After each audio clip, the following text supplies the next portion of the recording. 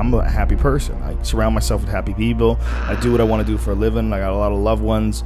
Happiness. That's happiness to me. I know people, though, that just got stuck in a fucking bad place. And they're not bad people. They just got stuck in a bad place.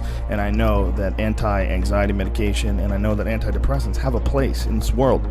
The real problem is corruption. Look, and take a look at the biggest fraud cases of all time. You're left with just one question. What is wrong with the pharmaceutical industry? Every single one of the top 20 frauds against the government have been healthcare related. Here are just the top 3. Pfizer paid about $2.3 million to settle kickback and off-label marketing allegations. The real problem is these fucking asshole doctors that want to prescribe it for everyone that doesn't feel good that day. They want to, I mean, they'll try to prescribe that shit. There's some unscrupulous motherfuckers. We know they get kickbacks from pharmaceutical companies. We know that pharmaceutical representatives, they take them out to dinners. And I know this because Mrs. Rogan's mom is a nurse. And, I've seen how that whole business works. It's creepy as fuck, man. I think there's a business of, they advertise these fucking things on TV, man. They have them in magazines. It's crazy. And now, a quick message from our sponsor. Have you ever felt good one day, then felt a little sad the next day? If so, you might be suffering from life. Life is a mental disorder with symptoms like breathing, thinking, and being conscious. Life can hurt, but Labaltima can help. Labaltima provides all the benefits of a traditional lobotomy, all inside of just one pill. Now, you can wipe away all remnants of your consciousness. Side effects include death. Now, considering that Big Pharma spends a yearly average of $4.2 billion on promotional materials, does it come as a surprise? The return on that investment could be more important than the health of consumers. Pharmaceutical companies at their core are businesses. Pharmaceutical companies are basically legal drug dealers, and they're dealing shit that kills motherfuckers every day. There's always people dropping off from Vicodin and Percocet. I remember when I got my nose fixed, when I got my deviated septum operated on, the doctor gave me a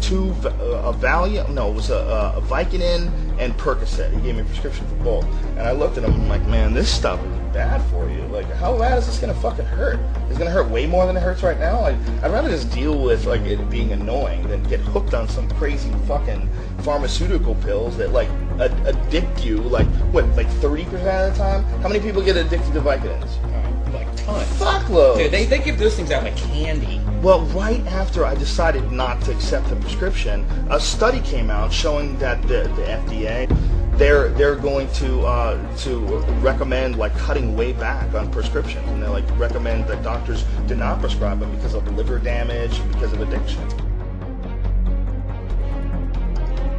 Right, Joe, I fucked up but I also think that people should try every other avenue before they go. That's for fuck That's what sure. I should have said. That's for fuck They should sure. try from exercise to meditating to yoga to the needles. I don't give a fuck if the Lombarda helps you. Anything is better than getting caught into that cycle. What I'm trying to say by saying that I'm happy is that I'm not saying I've always been happy. I was very dark early in my life. I was when I was young, when I was in my early 20s and my teens, I was not a happy person by any stretch of the imagination, not even remotely. But I knew it was possible, and because you manage your life the correct way, because you get to a situation where you have a lot of good fortune and you have a lot of good friends, your mental state becomes a happier mental state. Like, what people don't understand is a lot of the reason why you feel like shit is because your life fucking sucks, and you're supposed to feel like shit to motivate you to get the fuck out of the life you're in. Whether it's a relationship, whether it's a job, whatever the situation is that sucks, whatever the thing is inside you that's rotting you out from the inside, whether it's you wanted to do something else but you didn't have the balls to pursue it, you wanted another girl but you couldn't keep her because you're a liar, whatever the fuck it is that eats at you, you gotta straighten that shit out or you will never be happy. You can't just flood yourself with chemicals and trick your brain into thinking that this reality is acceptable, because that's not really what's going on. What's going on is you know that you haven't done the best that you can do. It's about choices. Yeah. We both read The Art of War, The War of Art. Yeah. What that guy says, how a writer will surround himself with obstacles. We'll put natural obstacles in front of ourselves to make us feel, and your mind does take you into dark places. It's our own fucking personal resistance. We know it's good for us, and we won't fucking do it. And once you get insecurity in the mix, you have to go talk to somebody, or it's a ego. It's all mixed in that same fucking thing. The ego works two fucking ways, man. That's the choices. Yeah, the choices. You make a positive choice, you make a negative choice. The more positive you make, the more you're surrounded by positive, and the more positive your situation is, your lifestyle, the people around you, and then the energy. So now you're like you're a happy guy because you're a positive guy. You surround yourself with positive people, you do positive things, you move forward like that. You in a parallel universe could be negative just because you woke up one day and you had cornflakes instead of your green smoothie, and then you kind of were with a bunch of people and they're smoking cigarettes in the car and they're listening to this song that you don't like and you're stuck in traffic and your day kind of goes shit even more, and then there's no coffee at the coffee spot, you don't have time to get there because you're late for the meeting, and your day keeps spiraling farther and farther on that negative route, and then it kind of keeps going that way, and that's where a lot of people fall off track.